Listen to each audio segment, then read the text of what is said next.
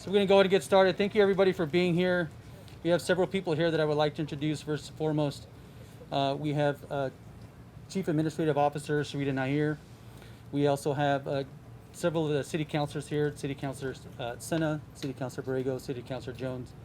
We also have AFR Fire Chief Paul Dow, as well as his executive staff, as well as several members from the Fleet Facility Maintenance.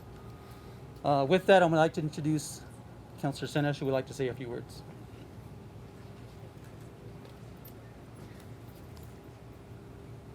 And thank you for that. As City Councilor of District 1, I'm excited to see the new maintenance facility opening on the city's west side. After talking with Chief Dow, I am glad to hear of the larger work facility that will allow for an environment that accommodates for more of the fleet to be worked on and maintained. I'm also happy to hear that the city will be able to implement cost savings by doing a lot of the work here and not rather than outsourcing it. I appreciate the work of all of our firefighters doing for our community. In having this new facility, we can help ensure the fleet that they use every day will keep them safe while they're working so hard to keep us safe. Thank you to the Mayor, Mayor Keller, to the CAO SARITA Nair, to my fellow colleagues and councilors, Chief Dow, and your staff that have worked very hard in securing the new AFR Fleet Facility. And thank you for inviting me to be a part of this great event. So thank you, and I appreciate it.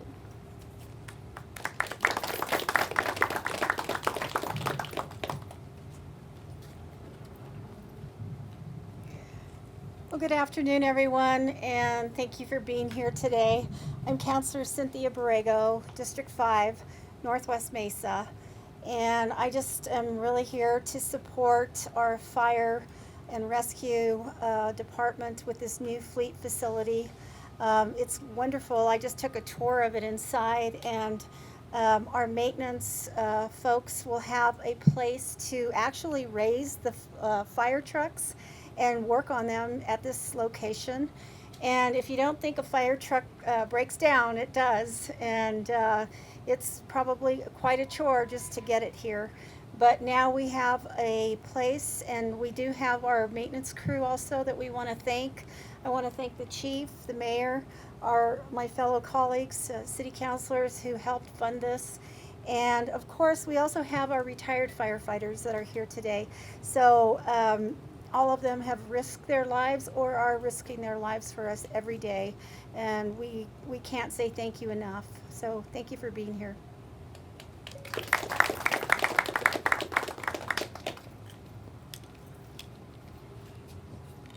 Thank you, and it's now my turn. I'm Trudy Jones. Some of you will be surprised to hear that I am the counselor for the furthest northeast district in the city. And it's a pleasure to let you all know that as city councilors, we represent and support the entire city. And hopefully we do the same for all of our departments. Fire department is very, very essential to our city. And I do have to admit that I've kind of been working with fire for 3-4 years now to try to find a facility that would work, and this has to be absolutely as close to perfect as you can get. So thanks for the fire department, for AFR, for working so hard and holding out until they got absolutely the right facility. This will be a great thing for all of us and for the city. So thank you for being here. Thank you for supporting AFR. Thank you for supporting APD, and thank you for being a part of our city. Thank you. And as I leave, I would like to introduce our CAO, SARITA Nair. Thank you.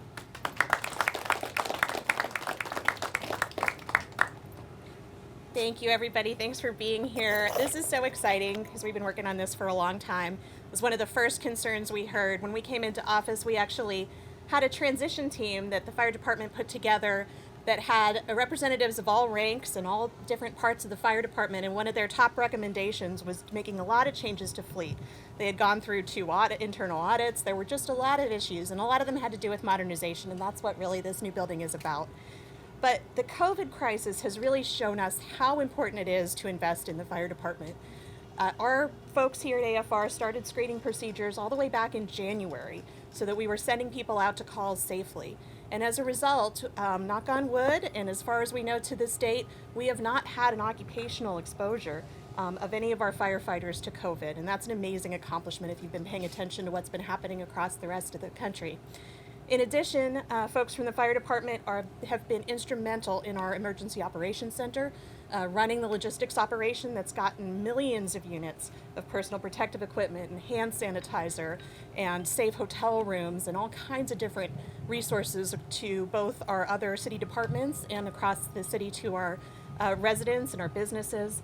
They've also been critical in the operations section and really been a strong liaison through the medical director for the fire department, Dr. Kim Pruitt, has been a great liaison to the medical system as a whole. So during this COVID crisis, just like in any crisis, the fire department has really stepped up and shown us why investing in their efficiency and their resources makes sense as an investment in the whole city. So thanks for being here. Congratulations, folks. I'll turn it over to Chief Dow.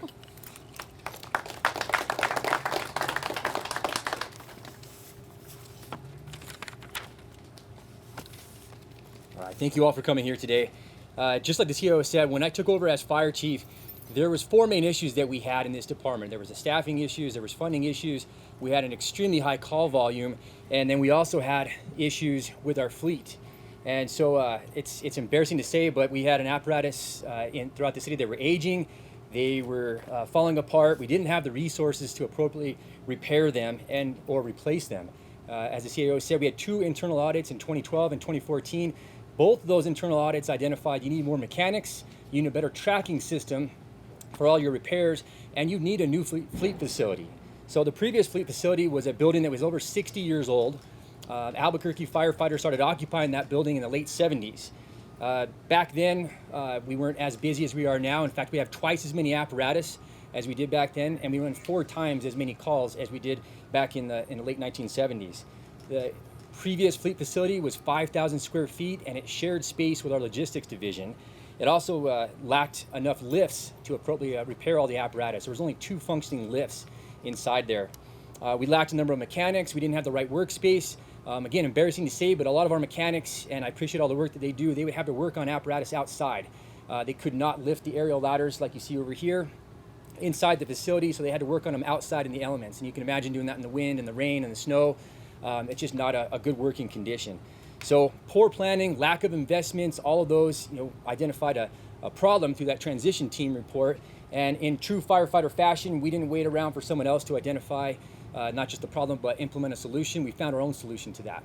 In fact, when I took over as fire chief, I met with Deputy Chief Ficus a few months afterwards, and he gave me a proposal. He said, Chief, I think we can get a new fleet facility, and here's how we can pay for it. And I said, I think we can fix the fleet issues. So in the summer of 2018, that's exactly what we started to work on. We started working on a funding source. So we went through the New Mexico Finance Authority and we got a loan to actually purchase this facility. And then what we paid for that loan is we used money from the Fire Distribution Fund. So we actually added main stations to our department. Station 11, Station 18 went from substations to main stations. There's a $75,000 difference with all of those. Plus we got additional funding from our old fleet facility and this facility as well through the fire fund. And that pays for the loan itself. That took several meetings out in Santa Fe and city councilor meetings to get the approval from that. So councilors, thank you so much for your support with all of that. When we looked for a building, we had a lot of options, obviously, in Albuquerque, but this building was the most turnkey. It was closest to our fire academy. It actually had the square footage that we were looking for. And in fact, we added on these 3 bays that are behind me with obviously higher ceilings so we could accommodate the ladder apparatus that we have. And I want to thank Mr. Brunacini, who owned the property, who did all of the construction work for us. It took a few months, but it's well worth the wait. Now, this new fleet facility is 15,000 square feet, so that's 3 times the size of the previous fleet facility, and it only has our fleet division here. There's no logistics, only 1 division. It has 6 bays, all of them have lifts, and like I said, it's close to our fire academy. So what we're going to do there is implement what we call a drop program. Firefighters have to do training on a regular basis. We do 2 days of suppression refresher. We do 1 day of EMS refresher. So when the firefighters go up to our fire academy to get their training for the day, they can simply drop off their apparatus. Our mechanics will perform the preventive maintenance on there or just necessary repairs. And then when they're done with training, they pick it back up and they go back in the city. It's a much more efficient process. But there's a lot more than just this tangible building that's behind me. There's a lot of work that's gone into improving our fleet operations. Obviously, we've hired additional personnel. We did that by offsetting the cost from the work that we were outsourcing. We would send out work to different garages throughout town, and now we're getting the work done inside, so we control a lot of that. We doubled the number of mechanics that we have in this department.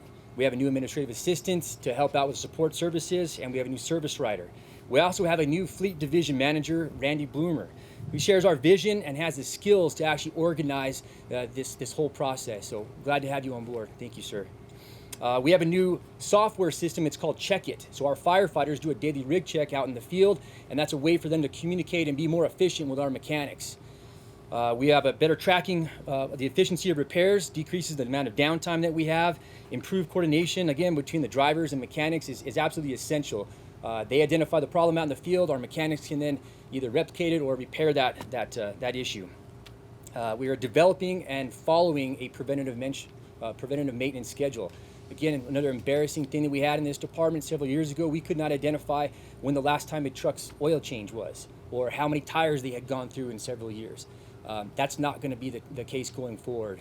We have a lot of leadership here who's going to be able to track that, and that's absolutely critical for us to guide decisions on vehicle replacement and ensure that taxpayers' money is actually being used appropriately. We've also fulfilled all our recommendations in the internal audits. Again, 2012 and 2014, so we fulfilled all of those. And this is a surprising number. Deputy Chief and I talked about this morning. It's $13 million in new apparatus that this department has purchased since Mayor Keller took office. $13 million in new apparatus. So I want to thank everybody for coming. I want to thank the CAO. I want to thank the city councilors. I want to thank all of our staff, everything they've done, the input from our field members. Everybody's been a part of this. IFF Local 244. It's been a very impressive group effort, but there's two gentlemen I really want to thank. One of them, Deputy Chief Ekus, he's the one that had the master plan for this. He had the strategy, he had to follow through with all of this. Without his leadership, there's no way this would have actually taken place. So thank you, Adam.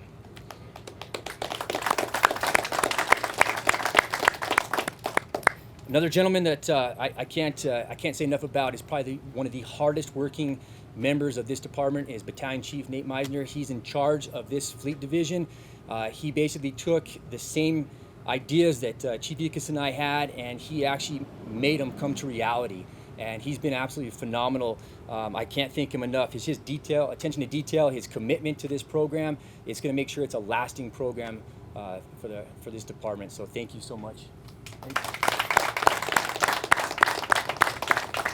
All right, now ribbon cutting ceremonies are a powerful symbol of new beginnings. However, the fire service, we have a new twist on that, so we'll go ahead and show you our firefighter fashion ribbon cutting ceremony here in a little bit.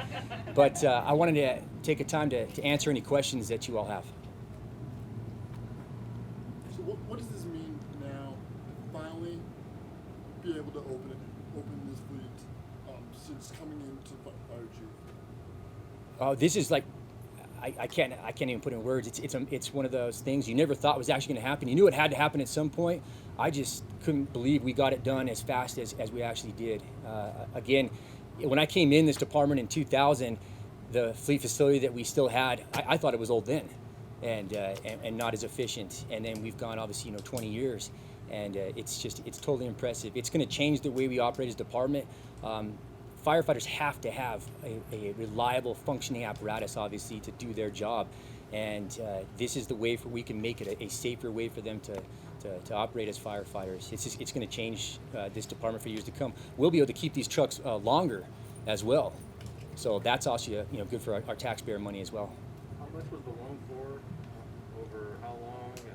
And do you feel like it's money well spent? Absolutely money well spent. And I'll defer to Deputy Chief Ekus on the details of that. So the loan itself was a total of $2.7 million, which includes the fees for closing the loan, all the administrative fees associated with the purchase, equipment, the building, and the renovation. So it's on a 20-year note, and as Chief Dow had mentioned, that's completely offset by the fire fund increase that we did by converting this facility, the logistics facility, and other fire stations throughout the city to main buildings. So it will essentially cost the city of Albuquerque nothing to do this. So it's definitely worth it.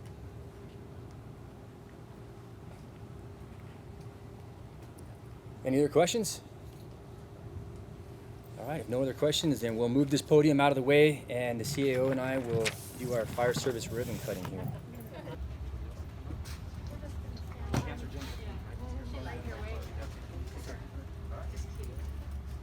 Sorry, ma'am.